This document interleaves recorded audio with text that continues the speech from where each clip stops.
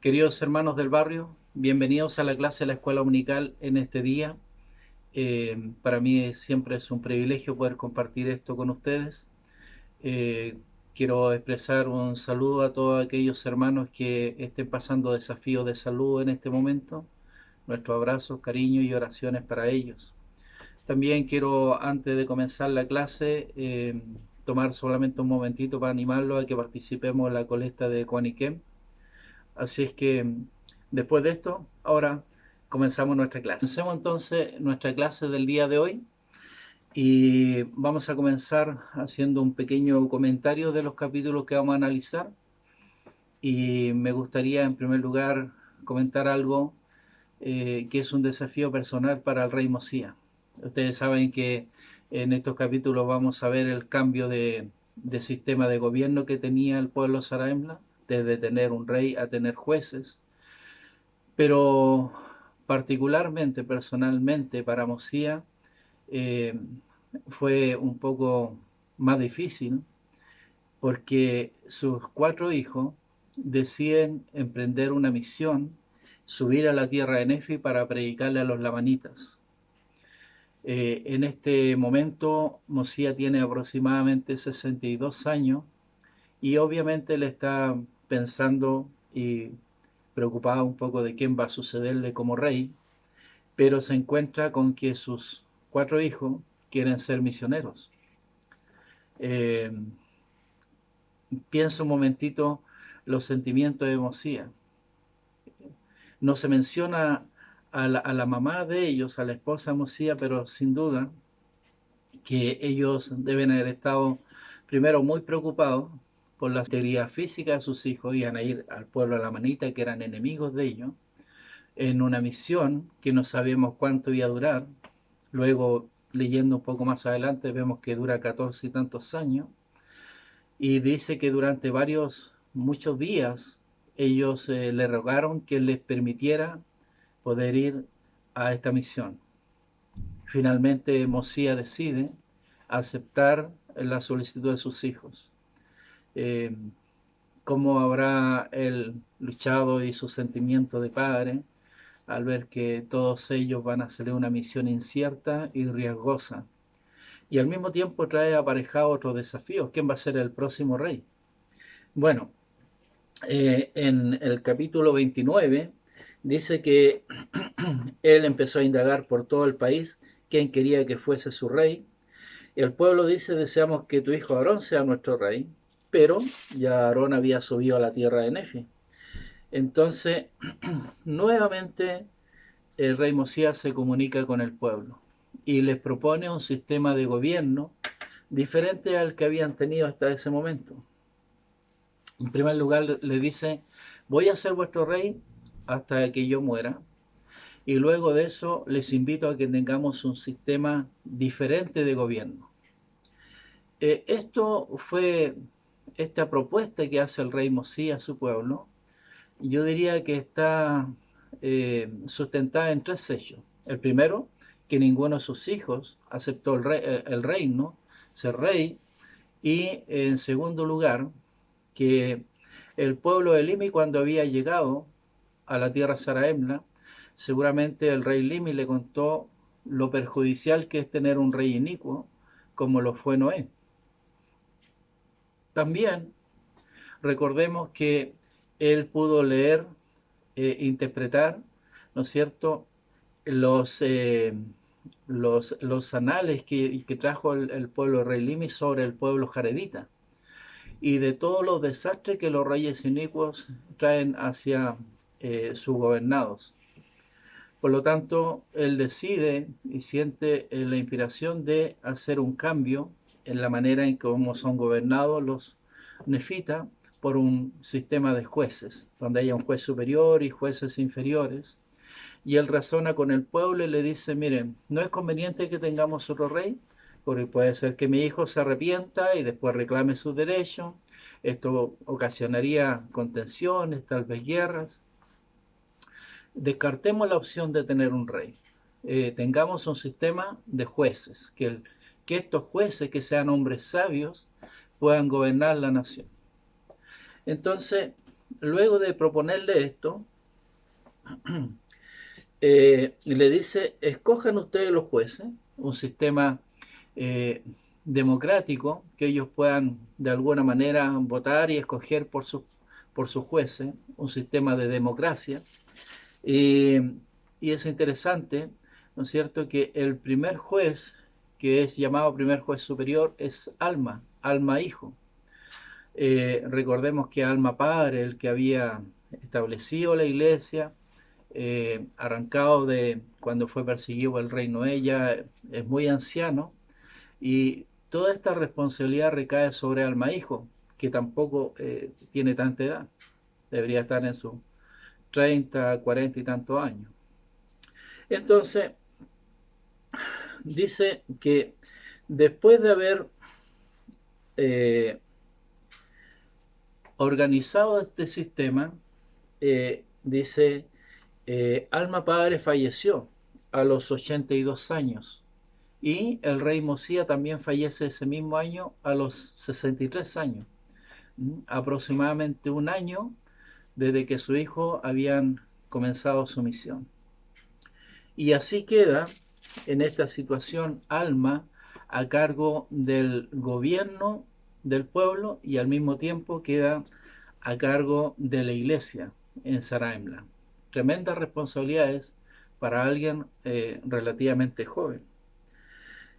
Y cuando existen estos cambios de gobierno, siempre son los momentos más débiles que tiene eh, el gobierno, porque está recién comenzando Alma, ya no está Alma padre, no está el rey Mosía, y aparece Neor, Neor, un hombre que instala la enseñanza de la superchería sacerdotal, de la cual vamos a hablar en unos momentos más, eh, y luego esta situación con Gedeón, que también la vamos a ver un poquito más en específico, eh, la, la guerra que viene después de que matan a Neor, de Al-Lisi, ¿no es cierto?, que desea ser rey.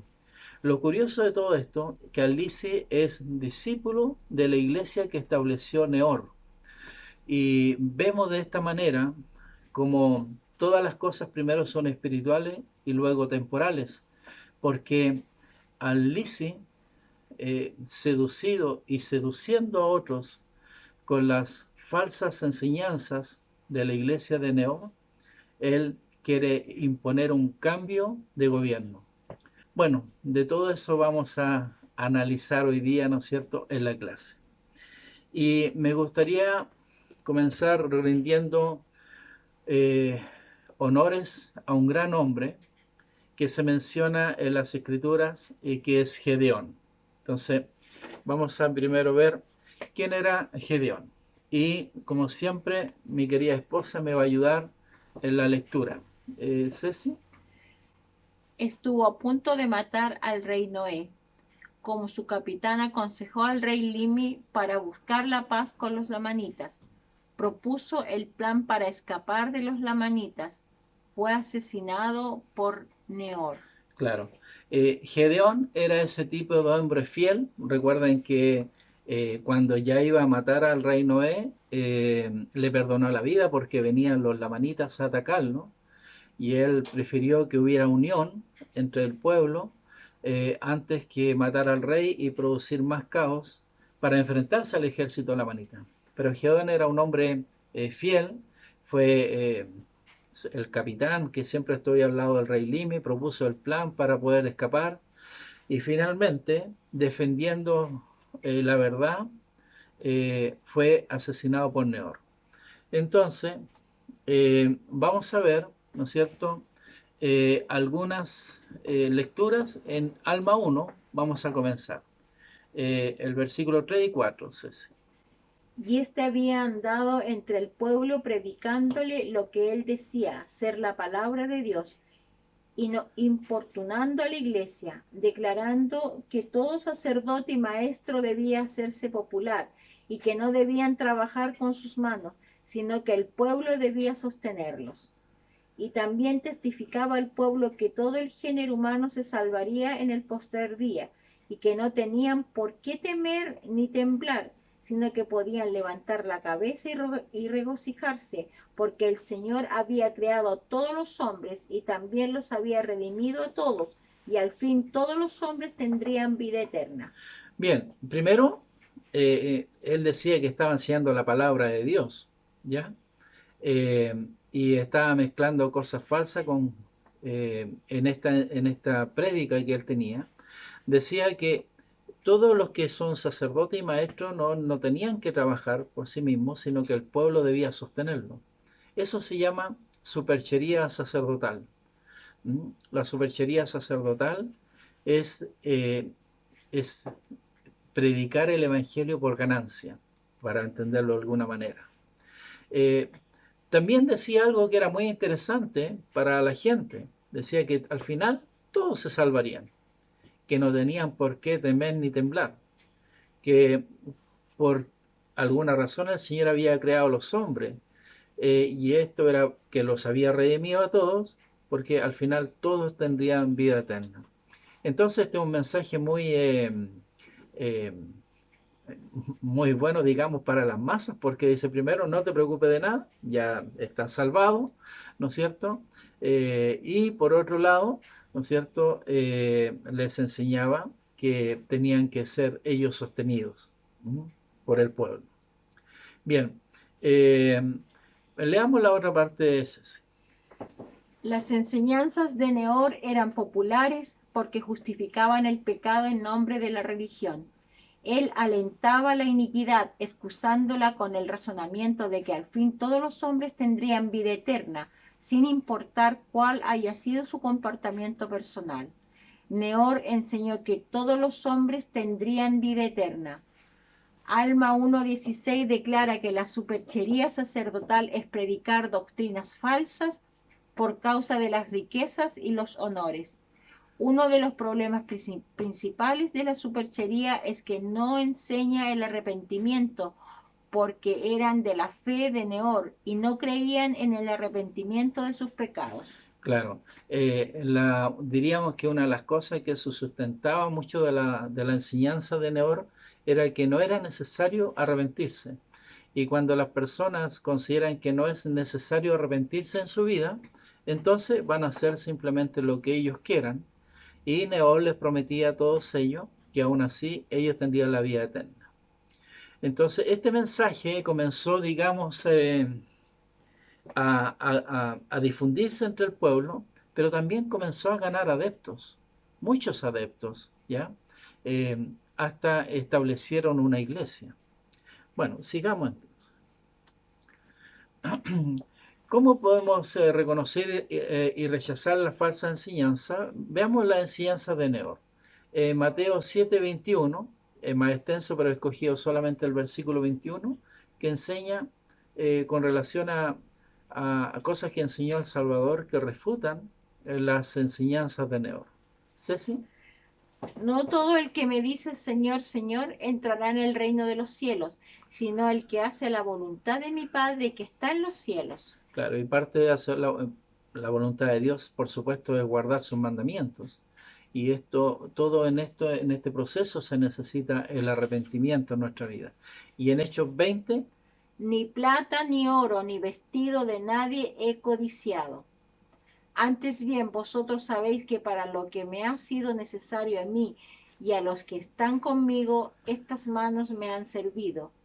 En todo os he enseñado que trabajando así se debe ayudar a los necesitados y tener presente las palabras del Señor Jesús, que dijo, más bienaventurado es dar que recibir. bien, entonces con la palabra de Pablo, ¿no es cierto?, que ha establecido que él mismo trabajaba con sus propias manos y que no era una costumbre en la iglesia del Señor que las personas por predicar o enseñar o dirigir la iglesia del Señor tenían que recibir una cantidad de dinero. Esto era totalmente contrario a lo que el rey Benjamín había enseñado. El rey Benjamín no solamente de preceptos, sino con el ejemplo le enseñó que para el Señor todos los hombres son iguales y que cada quien debía ser lo más autosuficiente posible. Leamos algo que dijo el elder Tom Perry. Las palabras de Neor atraían a la gente, pero la doctrina que enseñaba, aunque resultaba popularmente aceptada, era incorrecta.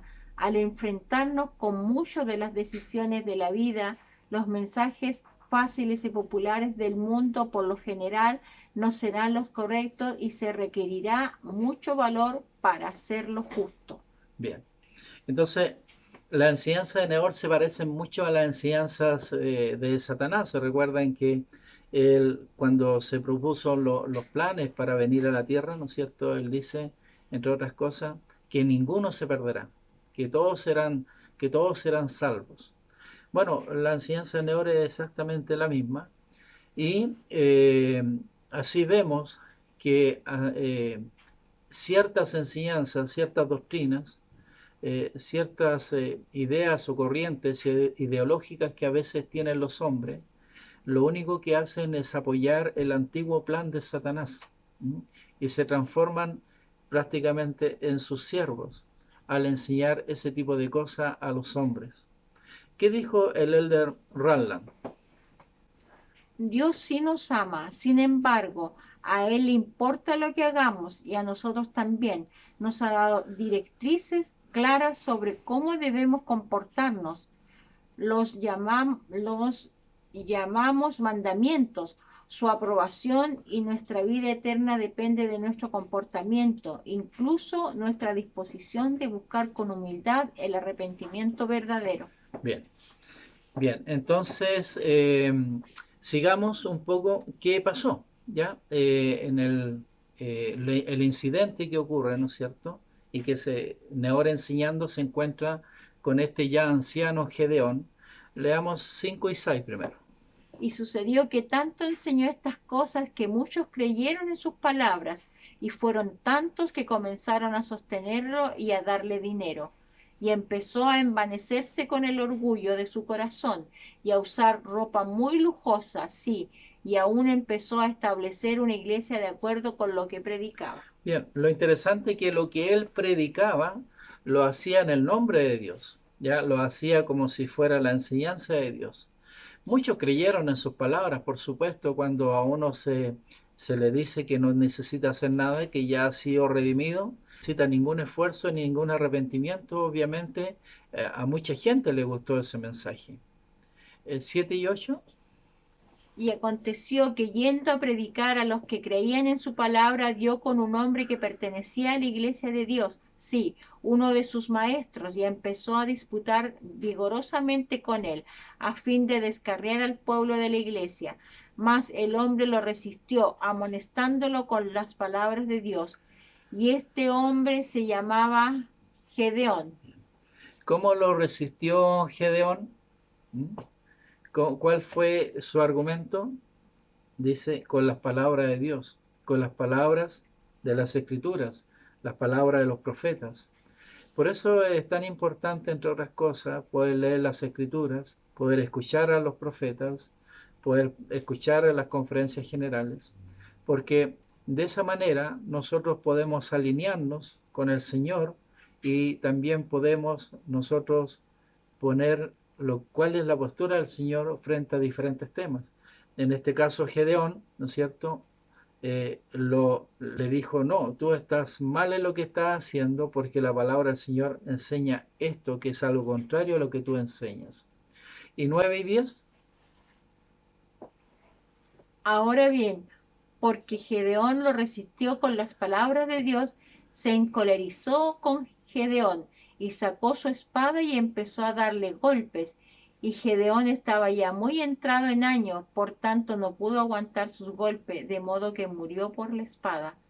Y el pueblo de la iglesia prendió al hombre que lo mató y fue llevado ante Alma para ser juzgado según los crímenes que había cometido. Bien, imagínense un poco el contexto histórico, ¿no es cierto? Este hombre ya no era un hombre solo, tenía sus adeptos, sus fieles, sus seguidores, y muchos de ellos, ¿no es cierto?, estaban allí de alguna manera como para al acecho, para ver qué iba a pasar. Otro grupo de personas, como ya no tenían rey, ¿ya? Y tenían un gobierno de jueces, estaban también a la expectativa de qué iba a pasar con este nuevo sistema de jueces y cómo iba a funcionar. He preparado un pequeño infograma como para poder entender un poco las situaciones políticas y las ideas religiosas que había en el pueblo de Zarahemla en ese tiempo, cuando había un joven sumo sacerdote y un juez superior, ¿no es cierto?, a cargo del Estado y de la Iglesia, que era Alma. Mire.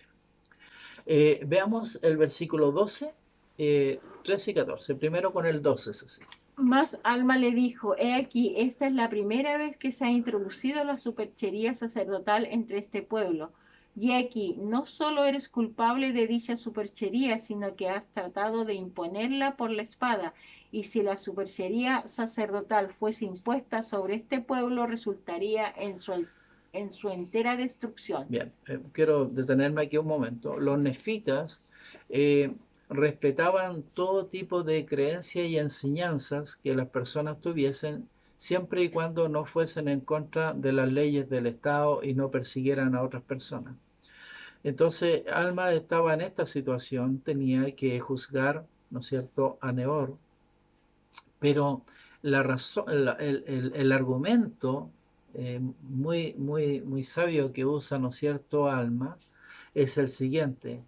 Has tratado de imponer este tipo de enseñanza, la superchería sacerdotal, por la espada, ¿ya? Entonces, no solamente lo acusa de superchería sacerdotal, sino que dice, has tratado de imponerla a través de la violencia, a través de asesinar a alguien. Versículo 13 y 14. Y tú has derramado la sangre de un hombre justo, sí, un hombre que ha hecho mucho bien entre este pueblo. Y si te perdonásemos, te perdonásemos, tu sangre vendría sobre nosotros por venganza. Y 14. Por tanto, se te condena a morir conforme a la ley que nos ha dado Mosía, nuestro último rey, y la cual este pueblo ha reconocido. Por tanto, este pueblo debe sujetarse a la ley. Bien, y el versículo 15 dice, y aconteció que lo tomaron, y se llamaba Neor, recién ahí en el versículo 15 aparece su nombre, y lo llevaron a la cima del cerro Manti, y allí se le hizo admitir, o mejor dicho, admitió, entre los cielos y la tierra, que lo que había enseñado al pueblo era contrario a la palabra de Dios, y allí padeció una muerte ignominiosa, es decir, una muerte vergonzosa, de tal manera que todo el pueblo se diese cuenta, ¿no es cierto?, y poder recalcar hasta cierto punto lo desviado, lo incorrecto, lo erróneo, lo falso, lo ruin que había sido, ¿no es cierto?, la acción de Neor. Dice el versículo 16, Cecilia. No obstante, no cesó con esto la difusión de la superchería sacerdotal en la tierra, porque había muchos que amaban las vanidades del mundo y salieron predicando doctrinas falsas y lo hicieron por causa de la riqueza y los honores. Claro, entonces aquí este último versículo nos enseña que a veces una de las razones por las cuales la gente enseña cosas falsas, doctrinas falsas, y no quiere conocer o buscar la verdad, es por causa de la riqueza y los honores de los hombres. ¿Mm? Y estas son razones para muchas personas muy fuertes y que simplemente eh, usan a Dios como un pretexto o como una plataforma para sus propios intereses personales. Enseñan el Evangelio, pero no por la razón correcta. Bueno, y así termina la vida de Neor. Sin embargo, su influencia se va a extender por mucho tiempo dentro del pueblo nefita.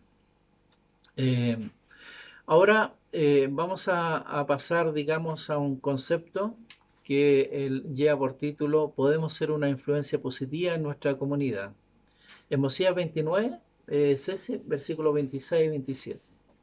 Ahora bien, no es cosa común que la voz del pueblo desee algo que sea contrario a lo que es justo, pero sí es común que la parte menor del pueblo desee lo que no es justo.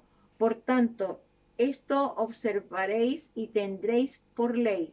trataréis vuestros asuntos según la voz del pueblo. Bien, en este versículo, ¿no es cierto?, instaurando este nuevo sistema de gobierno, el rey Mosías le enseña que todos los asuntos importantes, todo este tipo de decisiones van a ser a través de la voz del pueblo, es decir, a través de una democracia en la cual todos podrán dar su opinión, su voto de alguna manera, se va a establecer. Eh, Porque él razona lo siguiente, dice, no es cosa común que la voz del pueblo desee algo que es contrario a lo que es justo. O en otras palabras, el decir que normalmente la gran mayoría del pueblo siempre desea lo que es justo y apropiado. También hay ciertos sectores que son más pequeños, que tienen ideas que son radicales o que no van de acuerdo con la voluntad de Dios, pero normalmente la gran mayoría de las personas va a votar por lo que está bien, por lo que es correcto. El versículo 27 es ese. Y si llega la ocasión en que la voz del pueblo escoge la iniquidad, entonces cuando los juicios de Dios descenderán sobre vosotros. Sí, entonces cuando Él os visitará con gran destrucción. Sí, como hasta aquí la ha mandado sobre esta tierra. Bien, entonces el rey Mosías dice que hay sí un punto de inflexión, hay sí un momento en que si la gran mayoría de las personas de una nación desean aquello que es contrario a la ley de Dios, entonces sí, en ese momento vendrá los juicios de Dios sobre ese pueblo. Irrumpe en la escena un personaje que tiene que ver mucho con esto, que es Al-Blisi. Al-Blisi, ¿no es cierto?, él desea un cambio de gobierno, que sus ideas, las ideas de la iglesia Neor sean impuestas, inclusive por la fuerza. Vamos a analizar algunos versículos con relación a esto en Alma 2, versículos 2 y 3. Y este Amlisim se había atraído a muchos con su astucia, sí, a tantos que empezaron a ser muy fuertes y comenzaron a esforzarse por establecer a Amlisi como rey del pueblo. Ahora bien, esto alarmó mucho a la gente de la iglesia y también a todos aquellos que no habían sido atraídos por las persuasiones de Amlisi, porque sabían que según su ley la voz del pueblo debía instituir aquellas cosas. Claro, entonces en ese momento entra en pugna lo que fue establecido por ley, por lo que Al-Libsi y sus seguidores querían. Al-Libsi desconoció el gobierno de los jueces. Dijo, nosotros hemos tenido reyes, debemos seguir teniendo reyes, yo debo ser su rey. Y tenía a sus seguidores, ¿no es cierto? Y esto, por supuesto, no solamente alarmó a la gente de la iglesia, sino que a muchos nefitas que no eran de la iglesia, pero que veían que esto era contrario a lo establecido por la ley del país. Versículos 4 y 5. Por tanto, si Amlisi llegara a granjearse la voz del pueblo, dado que era un hombre perverso, los privaría de sus derechos y privilegios de la iglesia, porque su intención era destruir la iglesia de Dios. Y sucedió que se reunió el pueblo por toda la tierra, todo hombre según su opinión, ya fuera a favor o en contra de Amlisi, en grupos separados, ocasionando muchas disputas y grandes contenciones entre unos y otros. Imagínense todo el caos, la agitación política que hubo en un momento que fue necesario que hubiera una votación, que al final se decidiera, ¿no es cierto?, si querían tener a Blisi como su rey o si querían seguir teniendo el gobierno, el tipo de gobierno instaurado por el rey Mosía, en la cual ahora era Alma, el juez superior, y se llevó, ¿no es cierto?, a una votación, ¿ya? Y esta votación, por supuesto, fue en contra de Ablisi. Bueno, veamos algo, ¿no es cierto? Quiero compartir un video con ustedes y después comentamos un par de cosas más.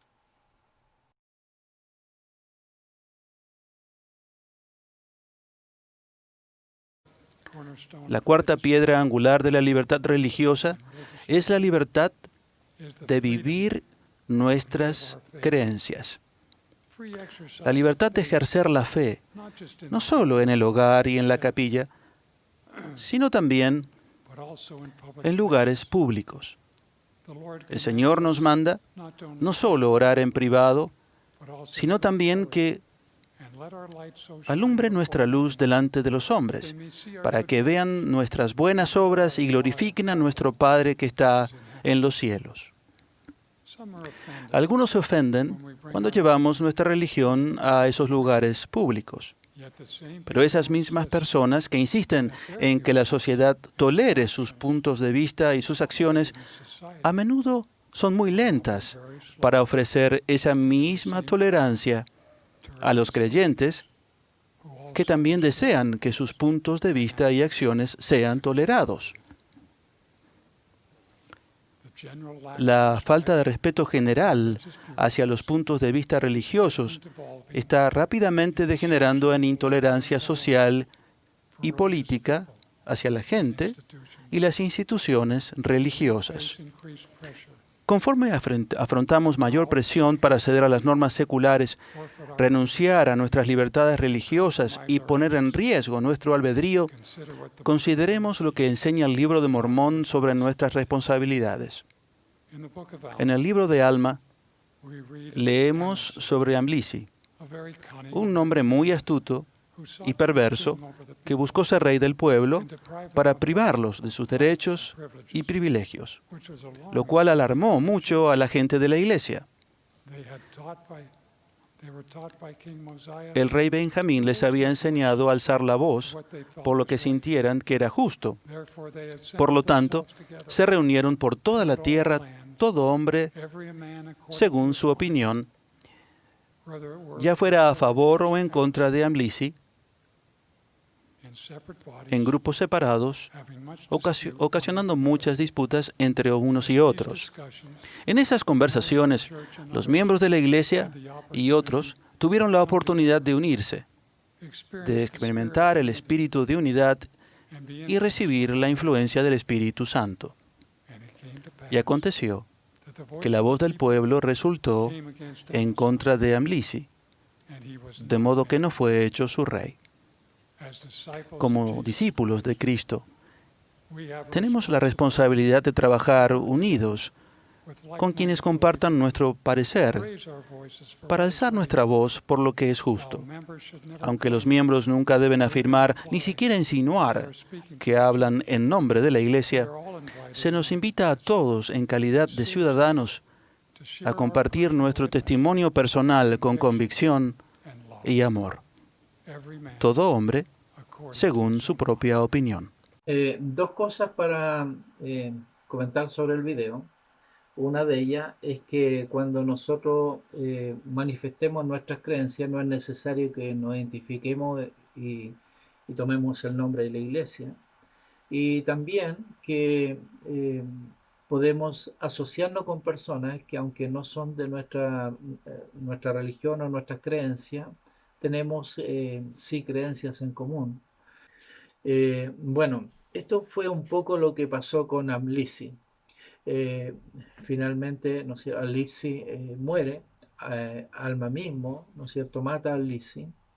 Y ahora quiero pasar a otro tema, que es con relación a los miembros de la iglesia. Hay un antes y un después. Vamos a leer algunos versículos de Alma 1 y otros versículos de Alma 4. Y veamos la diferencia que existe. Y esto tiene que ver con los miembros de la iglesia. El versículo 20, 25 y 27 de Alma 1. Sí, los perseguían y los injuriaban con toda clase de palabras a causa de su humildad, porque no eran orgullosos a sus propios ojos y porque se impartían mutuamente la palabra de Dios sin dinero y sin precio.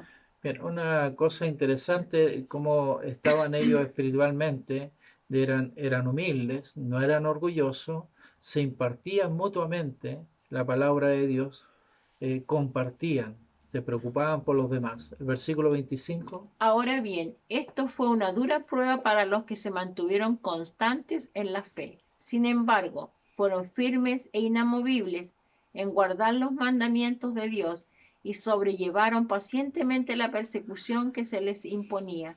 Hubo un tiempo de persecución en la cual la iglesia, los miembros de la iglesia dice, y es el título de la clase de hoy, que fueron firmes e inamovibles en guardar los mandamientos de Dios. Sobrellevaron muchos tipos de adversidad, persecuciones que se le imponía.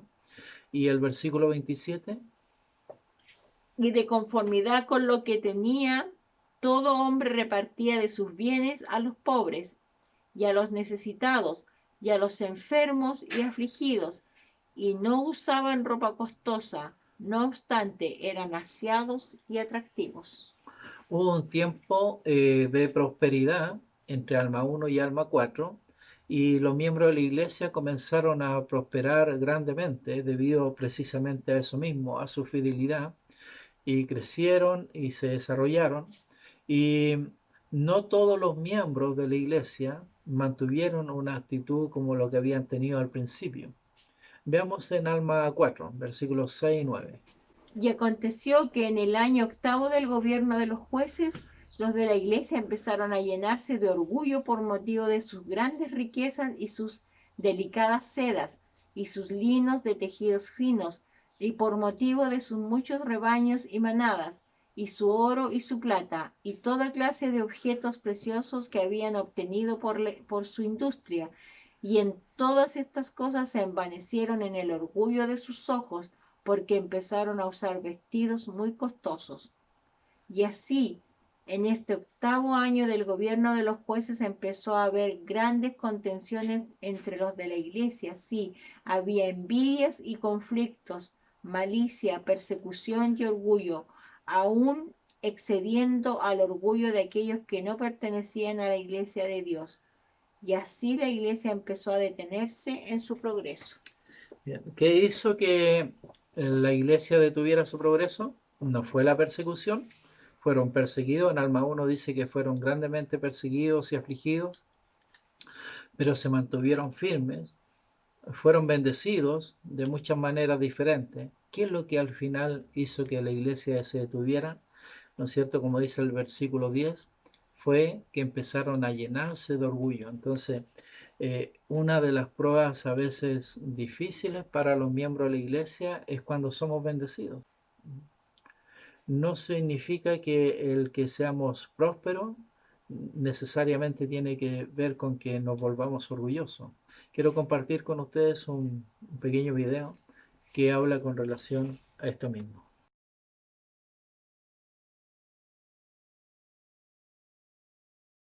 Las principales razones de las dificultades en el matrimonio y la familia. El orgullo tiene poca paciencia, es antipático y envidioso. El orgullo exagera su propia fuerza e ignora las virtudes de los demás. El orgullo es egoísta y se irrita fácilmente. Ve malas intenciones donde no las hay y esconde sus propias debilidades tras falsas pretensiones. El orgullo es cínico, es pesimista, se enoja e impacienta. Más específicamente, si la caridad es el amor puro de Cristo, entonces el orgullo es la característica definitoria de Satanás. Dejen de lado el orgullo. Pidan disculpas sinceras a sus hijos, su esposa, su familia o amigos. Esto no es un signo de debilidad, sino de fortaleza. ¿Es más importante el tener la razón para ustedes que fomentar un ambiente de apoyo, sanación y amor? Construyan puentes, no los destruyan. Aunque no estén en error, y quizás sobre todo, si no son ustedes los que están en error, dejen que el amor le gane al orgullo. Si hacen esto, sea cual sea la adversidad que enfrenten, pasará. Bien, hermanos, entonces el último concepto que me gustaría compartir con ustedes es el siguiente. La palabra de Dios y el testimonio puro pueden cambiar el corazón. Bueno, con todas las cosas que estaban pasando en la iglesia, Alma decide dejar el asiento judicial de ser el juez superior y decide ir a predicar el evangelio a sus hermanos para tratar de mejorar todas estas situaciones que estaban pasando en la iglesia. Veamos los versículos 15 y 19 para introducirnos en el tema.